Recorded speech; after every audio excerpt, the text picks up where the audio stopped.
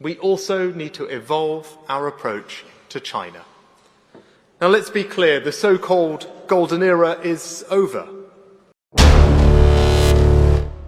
British PM Rishi Sunak अब साफ कर चुके हैं कि ब्रिटेन के रिश्ते अब चीन के साथ पुराने जैसे नहीं रहने वाले हैं।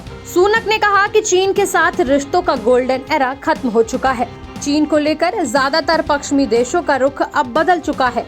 कभी दुनिया का सबसे बड़ा बाजार होने के चलते जो देश चीन को दुलारते रहे, वही देश अब उसकी विस्तारीवादी नीति, बढ़ती आर्थिकता का कद और अपने ही देश में मानवाधिकार हनन को लेकर चीन से दूरी बना रहे हैं।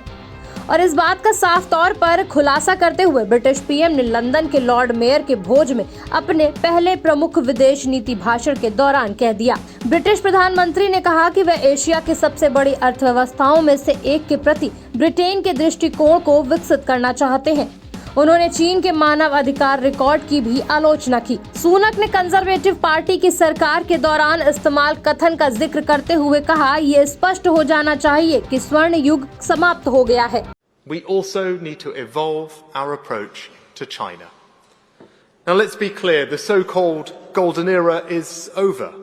हालांकि अपने भाषण के दौरान चीन को एक बड़ा खतरा बताने से ऋषि सुनक परहेज कर गए, लेकिन इसके साथ ही उन्होंने हिंद प्रशांत क्षेत्र में भारत के साथ रिश्तों में मजबूती लाने की भी घोषणा की। भाषण से पहले ऐसी उम्मीद जताई जा रही थी कि ऋषि सुनक जब अपनी सरकार की विदेश नीति को लेकर घोषणा करेंगे तो उसमें वो चीन को बड़ा खतरा बताएंगे, लेकिन उन्होंने ऐसा करने की बजाय इस बात पर जोर दिया कि चीन जैसे वैश्विक प्रतिस्पर्धा से मुकाबला करने के लिए ब्रिटेन को खड़ा होना पड़ेगा।